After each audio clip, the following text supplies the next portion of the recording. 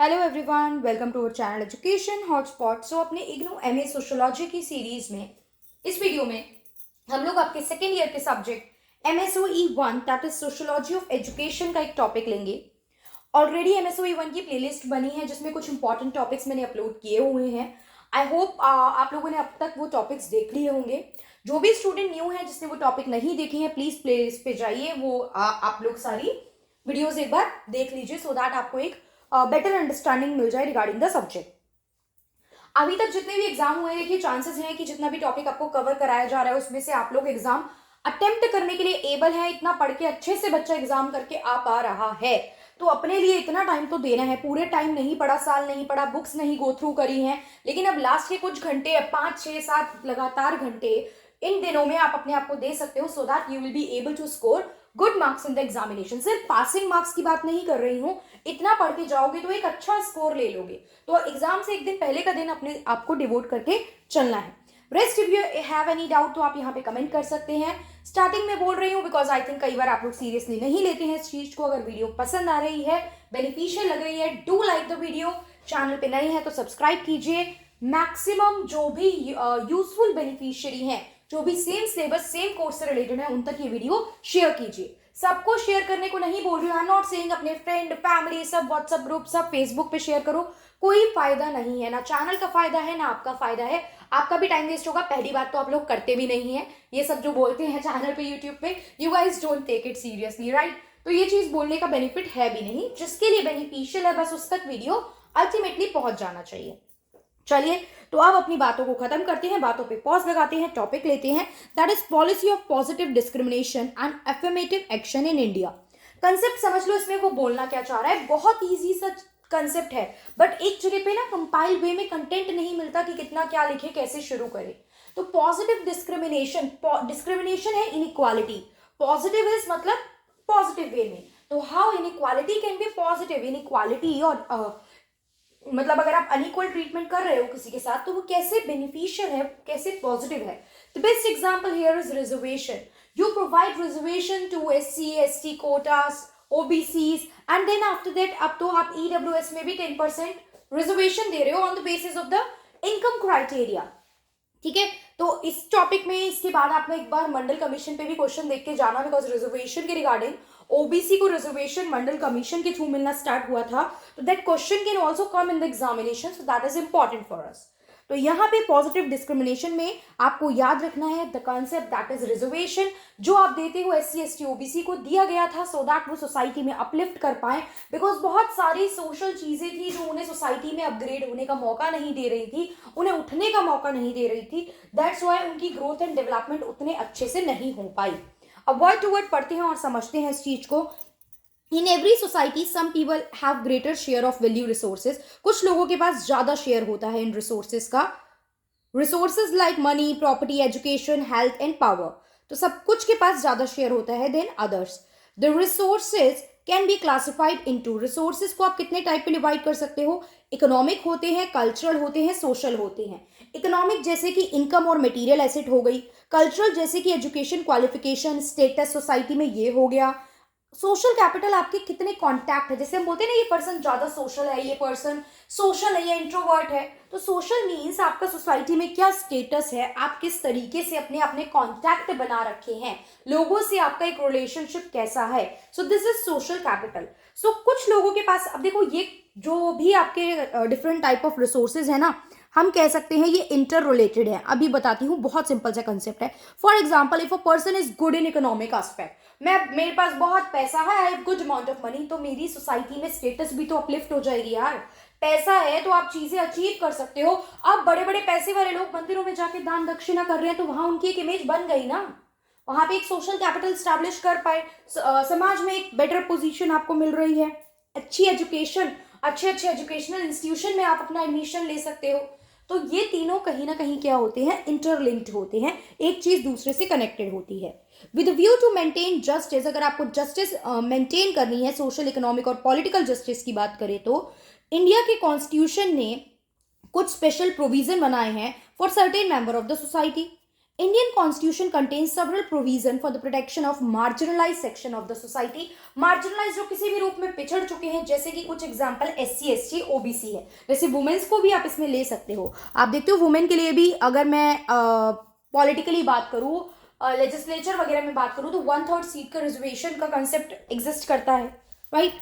आगे देखते हैं, positive discrimination was instituted in India in the mid 20th century में स्टार्ट हुआ।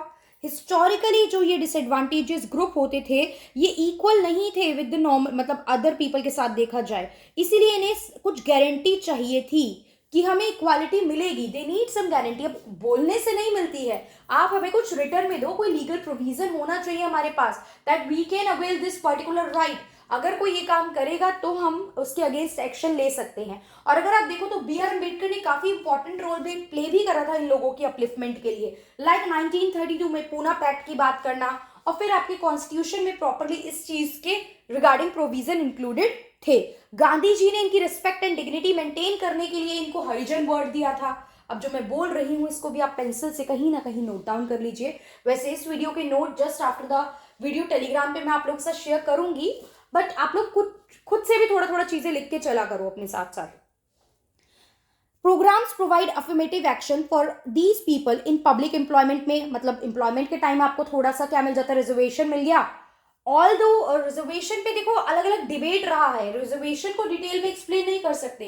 लेटर ऑन बाद में लोगों ने कहा भी है इकोनॉमिक बेसिस पे मिलना चाहिए, कास्ट के बेसिस पे डिस्क्रिमिनेशन अब नहीं मिलना चाहिए, बिकॉज अपलिफ्टमेंट को बहुत साल हो गए हैं। लेकिन अब ये एक पॉलिटिकल प्रोपेगेंडा बन गया है, पॉलिटिकल एक ऐसा सेंसिटिव टॉपिक बन गया है जिसको none of the party can touch, because वो पार्टी के पॉलिटिकली भी अगेंस्ट आ सकता है। SC ST OBC की बात की जाए अगर देखें तो SC ST OBC में भी बहुत से ऐसे लोग होंगे जो आज की डेट में वेल टू डू हैं, अच्छा पैसा है, पेरेंट्स गवर्नमेंट में है, खूब पैसा उनके पास है, लेकिन स्टिल चिल्ड्रन रिजर्वेशन के थ्रू बेटर फैसिलिटी ले रहा है। वहीं एक नॉर्मल कैटेगरी का पर्सन, वो रिसोर्सेज नहीं है, पैसा नहीं है, कमाई नहीं है, कमाने वाले घर पे नहीं थे, वो वहां पे अपॉर्चुनिटी अवेल नहीं कर पा रहा है। तो यहाँ पे थोड़ी सी कॉम्प्लिकेशन चीजों के रिगार्डिंग एग्जिस्ट करती है, अलग अलग डिबेट, अलग अलग थ्योरी, अलग अलग फेवर में अगेंस्ट उन चीजों के पॉइंट है, ठीक है। तो आपको पब्लिक एम्प्लॉयमेंट में मिल जाता है reservation, central state legislature, higher education वगैरह में। फिर इस चीज का इवोल्यूशन कैसे हुआ, स्टार्टिंग कैसे हुई, ये सब जो आप बात कर रहे हो, एजुकेशन, डिस्क्रिमिनेशन, तो सबसे पहली बात देखो एजुकेशन इस चीज का एंड माना जाता है। जैसे जैसे एजुकेशन लोगों में हायर एजुकेशन होती गई ना, कास्ट सिस्टम जो आपकी सोसाइटी में एग्जिस्ट करता था, कास्ट की वजह से ही तो ये SC ST अनटचेबिलिटी था ना, तो कास्ट सिस्टम धीरे धीरे एजुकेशन की वजह से कास्ट सिस्टम होने लगा डिक्लाइन, और क्या आने लगा, क्लास आने लगी, क्योंकि इनकम के बेसिस पे होने लगा था, higher class, middle class, lower class, तो ये इनकम के बेसिस पे डिवीजन था। और कास्ट जो था वो बाय बर्थ, आपने एक बार किसी कास्ट में जन्म ले लिया, then you can not change your caste, वो एस्क्राइब्ड स्टेटस में आता है। सोशियोलॉजी में एक टर्म होता है एस्क्राइब्ड, जो चीज आपको बाय बर्थ मिल जाती है जिसको आप चेंज नहीं कर सकते हो, तो कास्ट जो है वो एस्क्राइब्ड स्टेटस होते हैं, और क्लास जो है वो अचीव, मतलब आप अमीर हो गए हो, पैसा आ गया है, हायर क्लास, लोअर से मिडिल में आ गए हो, तो ये चीज आप अचीव करते हो। अब इवोल्यूशन पढ़ो। 1850 में Thomas McClay articulated the goal of the British colonial imperialism का क्या गोल थॉमस मैकले ने सेट करा था, ध्यान से पढ़ेंगे, कुछ मुश्किल लाइन नहीं है। We must do our best to form a class who may be interpreters between us and the millions whom we govern। भाई हमें एक ऐसी क्लास क्रिएट करनी है, हमें एक ऐसा ग्रुप क्रिएट करना है जो हम क्या कर सके, हम पूरे इस इंडिया पे गवर्न कर रहे हैं, तो हमारी लैंग्वेज और हमारी चीजें डिफरेंट हैं, तो हमारी बातें इन तक पहुंचाएगा कौन, हम तो ये सब काम नहीं कर सकते ना, क्योंकि ये लोग समझ ही नहीं रहे हैं, इतने मासिव पॉपुलेशन है। तो यहाँ पे हमें कुछ लोग ऐसे बनाने पड़ेंगे जो इंटरप्रेटर का काम करेंगे हमारे और इनके बीच में। अ class of person Indian in blood, जो ब्लड से तो इंडियन है, कलर से इंडियन है, लेकिन टेस्ट, ओपिनियन, वर्ड्स, इंटेलेक्ट में इंग्लिश है। आज की डेट में हर कोई है, इंग्लिश बोलना इज सो कूल। देसी खाने जो है वो एलिमिनेट हो गए हैं, देसी चीजें हटती जा रही हैं, हर जगह आपके घर के हर कोने, खाना, पहनना, बोलना, सब चीज में वो आपका ब्रिटिश टच जो है वो देखने को मिलता है। और ये एक पॉइंट से स्टार्ट हुआ था ना, जब ब्रिटिश कल्चर ने आपको इन्फ्लुएंस करने की कोशिश की थी। सो वो मॉडर्नाइजेशन, कॉलोनाइजेशन, इंडस्ट्रियलाइजेशन, इस सब का ग्लोबलाइजेशन, इन सब के रिजल्ट में ये सब चीजें देखने को हमें मिली थी। तो यहां तक हमें क्लियर हुआ। मैकले मिनट आए थे, मैकले ने एक मिनट मैकले मिनट बोला जाता है, जिसने ये बोला था कि इंग्लिश एजुकेशन पढ़ाई जानी चाहिए इंडियंस को, बिकॉज इंडियंस का कोई कल्चर नहीं है, सभ्यता नहीं है, दे आर इलिटरेट पीपल, उनकी जो वो पढ़ रहे हैं। और देखो कुछ बेसिक बातें ठीक भी थी, सब नहीं ठीक था, मतलब ऐसा नहीं था कि यहाँ पे नॉलेज और एजुकेशन नहीं थी, बट एक साइंटिफिक और प्रैक्टिकल चीजों की बहुत ज्यादा बड़े लेवल पे थोड़ी कमी थी। तो यहाँ पे मैकले मिनट ने क्या बोला कि हमें इंग्लिश एजुकेशन पढ़ानी है इंडियन नेटिव को। और देखो फायदा क्या था, ब्रिटिशर आपके कास्ट बेसिस पे डिस्क्रिमिनेशन नहीं करते थे कि भाई तुम ब्राह्मण हो तो तुम्हें ही काम पे लेंगे, तुम शूद्रा हो तो तुम्हें काम पे नहीं लेंगे। जिसके पास नॉलेज है, जो अच्छा काम कर रहा है, जो सही रेट में काम कर रहा है, I give work to that person.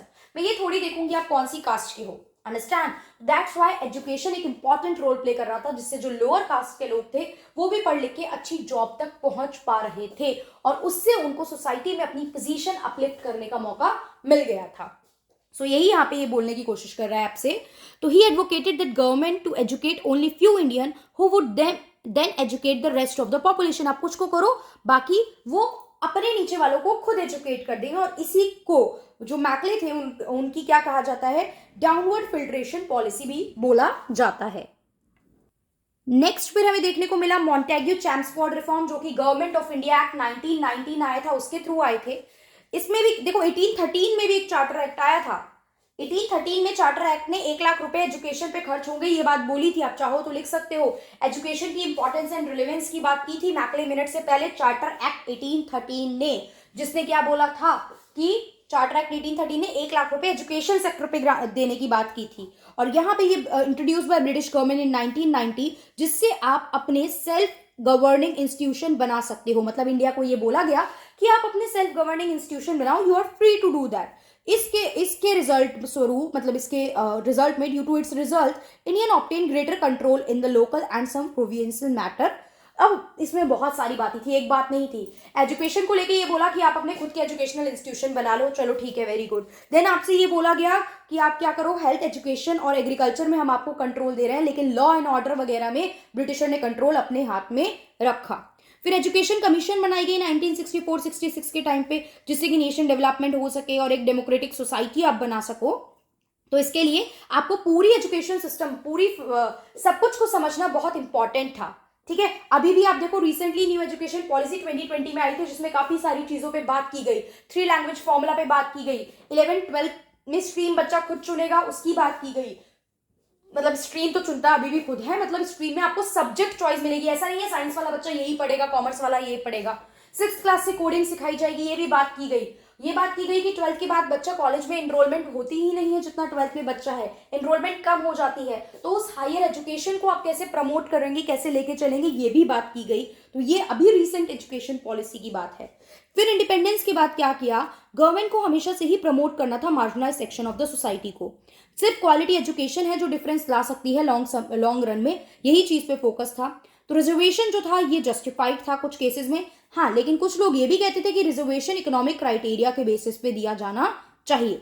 अब schedule caste and schedule tribe की बात करें तो आज की डेट में भी प्रेवेलेंट है ये, हाँ उतना ज्यादा नहीं है क्योंकि अब कास्ट को क्लास ने रिप्लेस कर लिया है ज्यादा बड़े लेवल पे देखें तो, बट स्टिल खत्म नहीं हुआ है ये। अभी रिसेंटली एक न्यूज आई थी, I think, I am not sure about that news, देखो मैं श्योर नहीं हूँ, मैं ऐड कर रही हूँ बस ये चीजें कि एक लो कास्ट की गर्ल ने, जालौर की न्यूज है, I am saying I am not sure about this. तो मेरा प्रोपेगेंडा यहाँ पे आपको फॉल्स न्यूज और ये सब देना नहीं है, but I am just taking an example कि जालौर के एक उसमें कि एक मटके को टच कर लिया था एक बच्ची ने, 8 साल की कुछ ऐसे शायद बच्ची थी वो, तो टीचर ने बहुत मारा जिससे उस बच्ची की डेथ हो गई आई गेस। तो ये भी कास्ट का ही एक एग्जाम्पल था, ये भी तो कास्टिज्म ही था, but I am not sure about the authenticity of this news, right. मैंने कहीं पढ़ा था और मतलब लाइक एक ऑथेंटिक सोर्स से नहीं पढ़ा, दैट्स व्हाई मैंने यहाँ पे बहुत बार शायद लगा दिया है। तो आई होप अब इस चीज को लेके कंफ्यूज नहीं हो गया। तो ये चीज थी, not social discrimination but also in educational attainment में भी देते हो आप। रिजिड है कास्ट सिस्टम आपके यहाँ का, कास्ट सिस्टम में ऐसा नहीं है कि मैंने बोला ना caste can not be change, ascribed status होते हैं। Higher education is still mainly open to the higher caste, सिर्फ हायर कास्ट को ही ज्यादा अच्छे से एजुकेशन मिल पाती है, लोअर कास्ट जो है उनको एजुकेशन देने से मना किया जाता है। पॉलिटिशियन एंड जो कास्ट लीडर है वो कास्ट को एक सेंसिटिव इशू मानते हैं, जिस वजह से इस बारे में बहुत ज्यादा डिटेल में डिस्कशन और कोई फैसला नहीं लिया जाता है। Education is regarded both as the foundation and vehicle for the emancipation of the deprive section of society in general, ये भला एजुकेशन ही भला कर सकती है इन चीज़ों में. Higher the education among the schedule caste the greater they realise its important. जितनी ज़्यादा एजुकेशन उतनी इंपॉर्टेंट वो समझेंगे और अपना सोशियो इकोनॉमिक स्ट्रक्चर को इम्प्रूव करके चलेंगे. नेक्स्ट इज यूनिवर्सल एजुकेशन की क्या क्या प्रॉब्लम है कि हमें हर घर तक एजुकेशन पहुंचानी है. There are some major problem, that is decentralise management नहीं है, नीचे लेवल तक सब तक मैनेजमेंट नहीं पहुंच रही, सिर्फ कुछ लोग हैं जो पावर होल्ड करके बैठे हैं और इस चीज को चला रहे हैं. कम्युनिटी पार्टिसिपेट नहीं करती है, करिकुलम बहुत पुराने हो जाते हैं, इवन आप देखो डेट्स तक रिवाइज नहीं होती हैं, पुराने सेंसस चल रहे हैं, नए सेंसस की अपडेट ही नहीं है, एग्जाम्पल्स में कोई चेंज ही नहीं है. तो रिवीजन ऑफ करिकुलम की प्रॉब्लम है. स्कूलिंग फैसिलिटी तक सब लोग नहीं पहुंच पा रहे हैं. पार्टिसिपेशन रेट जो है SC ST का, इनका अदर प्राइमरी एजुकेशन में, ये थोड़ी सी कम है और इसमें इनइक्वालिटी है. फिर आता है पॉजिटिव डिस्क्रिमिनेशन के भी कुछ क्रिटिसिज्म है. आप बोल रहे हो यस अच्छी बात है, पॉजिटिव है, बहुत लोगों का अपलिफ्टमेंट हुआ, इट इज नेसेसरी, क्योंकि कास्ट को लेके बहुत प्रॉब्लम थी, बहुत हम इमेजिन भी नहीं कर सकते इतनी बुरी ट्रीटमेंट कास्ट के बेसिस पे होती थी लोअर कास्ट के साथ. तो that was justified at that time, वो सब चीजें ठीक थी. लेकिन इसकी कुछ प्रॉब्लम भी है कि इनका इतनी हायर एजुकेशन मिलने के बाद भी जो पोजीशन है, इनकी जो पोजीशन है लो कास्ट पीपल की, देखो लो कास्ट बोलना भी खैर इतना कुछ अच्छा नहीं लगता, I don't think high low जैसा कुछ होना चाहिए, बट यस इन लोगों की जो पोजीशन है वो उतनी ज्यादा हायर लेवल पे नहीं देखने को मिली. जो शेड्यूल कास्ट इलेक्टेड थे कोटा लेजिस्लेटिव सीट्स में, कभी भी मेजॉरिटी ऑफ सीट फिल ही नहीं हुई. फॉर एग्जाम्पल मैंने आपके लिए रिजर्व करके रखी है, I am just saying example कि आपके लिए 35 सीट रिजर्व है, 35 की 35 कभी फिल ही नहीं हुई. तो ये प्रॉब्लम रही पॉजिटिव डिस्क्रिमिनेशन की. एप्लीकेशन अप्लाई उतने अच्छे से ये चीजें नहीं हो पाई. देन इंट्रा ग्रुप कॉन्फ्लिक्ट रहा. लाइक ओबीसी में बात की जाए तो ओबीसी में भी अलग क्रीमी लेयर बोला गया कि यहाँ पे भी क्रीमी लेयर है यार, जिन्हें इतने सब बेनिफिट नहीं मिलने चाहिए, राइट. तो ये इंट्रा ग्रुप डिफरेंसेस भी देखने को मिले. Middle class has expanded somewhat to include lower caste. However, SC's scheduled caste still have much lower land holding in the rest of the population. उतनी ज़्यादा land holding ownership वगैरह नहीं है, नहीं देखने को मिलती. It has failed to address the economic disadvantages of vast majority of scheduled caste and scheduled tribe people. ठीक है, जो इकोनॉमिकली डिसएडवांटेजेस है, पैसा उतना ज्यादा नहीं है, वो भी उतने अच्छे से एड्रेस नहीं कर पाया. ये आपका positive affirmation. These are just few discrimination. अब आप चाहो तो वो डेटा फैक्ट्स फिगर्स तो हम लिख नहीं रहे हैं, तो कुछ बेसिक चीजें कहाँ कहाँ कमी है वो हमने बताए हैं. सो this is the concept of positive discrimination. Detail concept कैसे अप्लाई हो रहा है, क्या प्रॉब्लम आ रही है, ये हमने डिटेल में बात कर ली है. सो आई होप ये टॉपिक अच्छे से समझ में आ गया है. Still you have any doubt, आप यहाँ कमेंट कर सकते हो. बाकी इंस्टाग्राम यानी एजुकेशन हॉटस्पॉट के इंस्टाग्राम पेज पे आप लोग मुझे मैसेज कर सकते हो. सबके रिप्लाई मिल रहे हैं वहां पे, किसी का भी रिप्लाई मैसेज इग्नोर नहीं किया जा रहा है, डिले नहीं हो रहा है, तो you will get the reply, आपको वहां से रिप्लाई मिल जाएगा. Okay, so keep watching the video, will upload more such videos. So that's all for this video. Thank you for watching.